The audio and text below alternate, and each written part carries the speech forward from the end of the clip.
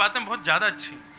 इसमें क्या लिखा गया है? धर्मस्वनिष्ठितः पुंसाम विश्वक्सेन कथासु यः नोत्पादयेद अधिरतिम श्रम एव हि केवलम।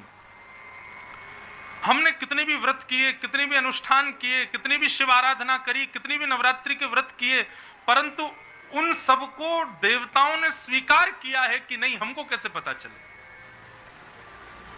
हमारे श्रावण के विल्लपत्र शंकर जी ने स्वीकार किए कि नहीं? क्यों हजारों लोग चढ़ाते हैं। नवरात्रि के अनुष्ठान से देवी प्रसन्न है कि नहीं? हजारों लोग करते हैं। हमारे वैष्णो देवी बद्रीनाथ तीर्थ यात्रा करने से ठाकुर जी उसको स्वीकार कर रहे हैं कि नहीं, हमको कैसे पता? हमारे सोमवार मंगलवार के व्रत, एकादशी के व्रत कोई इनसे लाभ हो भी रहा है कि नहीं, हमको कैसे पता? तब यहां पर एक बहुत सुंदर बात कही गई। बोले विश्वक्सेन कथासु यह नोत्पादयेद अधिरतिम।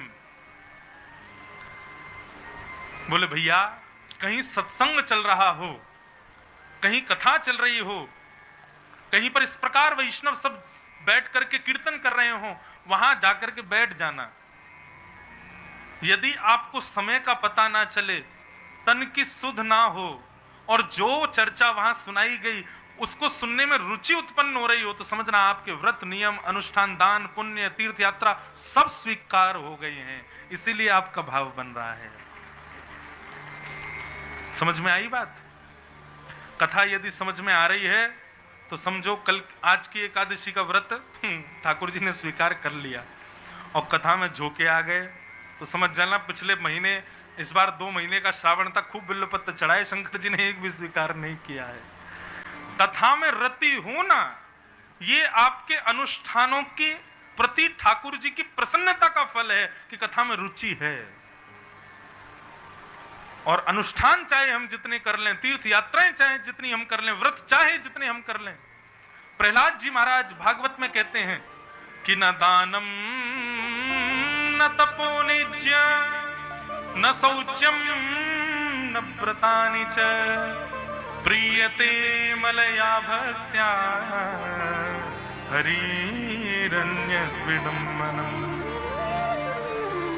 प्रहलाद जी कहते हैं बहुत दान करने से ठाकुर जी प्रसन्न होते हैं। बोले बिल्कुल नहीं। ये बात कब की है? अब थोड़ा सा सिनेरियो समझो। जब प्रहलाद जी महाराज दैत्यों के स्कूल में पढ़ने जाते थे तो एक दिन दैत्य बालकों ने घेर लिया प्रहलाद को। बोले तू 24 घंटा भगवान को क्यों भजता? बोले क्यों ना भजूं? बोले अरे हम राक्षस हैं, राक्षस थोड़ी भजन करते हैं भगवान का। प्रहलाद जी बोले तो फिर कौन भजन करता है? बोले ब्राह्मण कुल में जन्मा हो, वैष्णव हो, मानव हो, दान पुण्य करता हो, वही। तब प्रहलाद जी कहते नहीं, भगवान की प्राप्ति के लिए तो इंसान होना भी जरूरी नहीं है। वो तो गजेंद्र को भी तारने आते हैं जो इंसान भी नहीं है। गजराज तारो तेने आवने को, जावने को, खावने पकावने को मीराबाई तारी है।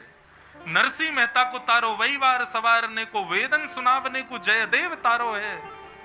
सब तारते हैं वो बिल्कुल विचार नहीं करते कि तुम कौन सी जाति में हो। जात पात पूछे नहीं को, हरि को भजे सो हरि को। कल जिन काले खां की कथा हम सुन रहे थे वो तो हिंदू भी नहीं थे। कितनी सुंदर पंक्ति कहते हैं, अंतिम भाव उनका कितना बढ़िया था, कल बहुत देर तक मेरे चिंतन में चला। हिंदुओं के नाथ हो तो हमारा कोई दावा नहीं, पर हो जगत के नाथ तो हमारी सुध लीजिए। यदि केवल आप हिंदुओं के ठाकुर जी हो तो ठीक है, छोड़ दो हमको, लेकिन आपको तो लोग जगन्नाथ बुलाते हैं नाथ, तो हमारी सुध लीजिए। कितनी अच्छी बात। बंधुओं, हमारी जाति कौन सी, हम किस कुल में उत्पन्न हुए, ये जरूरी बात नहीं। हमारा व्यक्तित्व कैसा, हमारे भाव कैसे, ये जरूरी है। कर्मा भाई कहाँ, हम लोगों के नियम देख लो। सुबह 4 बजे उठेंगे, नहा धो करके तिलक फोटा लगा करके तब ठाकुर जी का भोग लगाएंगे, मंदिर में पूजा घंटा घड़ियाल घुमावेंगे, खूब बार बार प्रणाम करेंगे, इसका पाठ उसका पाठ, ये पाठ वो पाठ करेंगे। कर्मा बाई सुबह उठती, दांतुन तोड़ती, दांत मज रही है, यहाँ चूल्हा जला रही है, पतीला धर रही है, उसमें घी डाल रही है, उसी में खिचड़ी बना रही है, नहाई भी नहीं है, मुंह भी नहीं धोया, और खिचड़ी बनाते बनाते मन में सोचती है जल नहीं गई हो, अब कलची मिली नहीं, तो फिर दांतुन के पिछले भाग से ही चला देती है उसको, और जब परोसती है ठाकुर जी के आगे, ठाकुर जी पाने आते हैं उसके खिचड़ी को।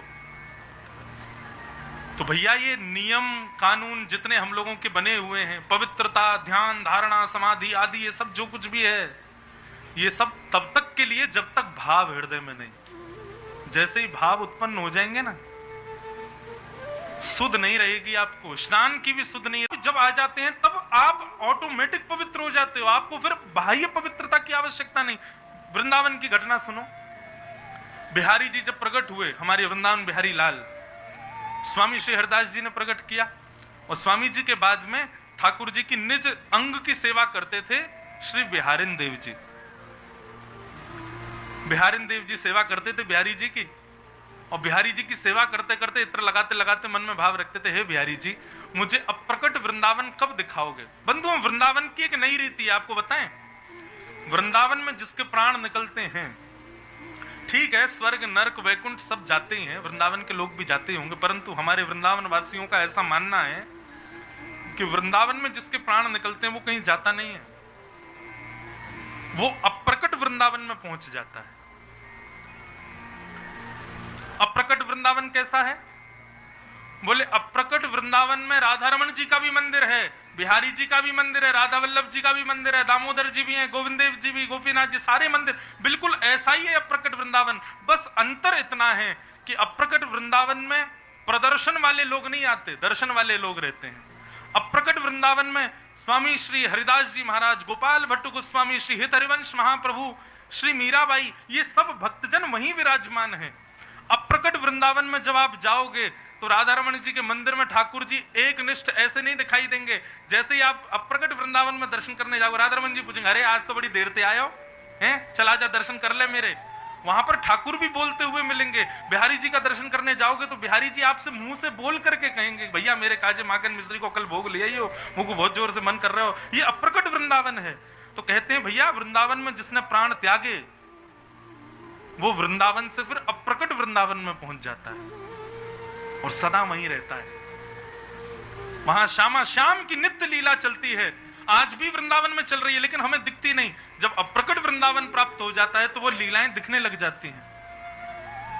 अप्रकट वृंदावन में किसी को भूख नहीं लगती, किसी को प्यास नहीं लगती, तो फिर जीते कैसे हैं?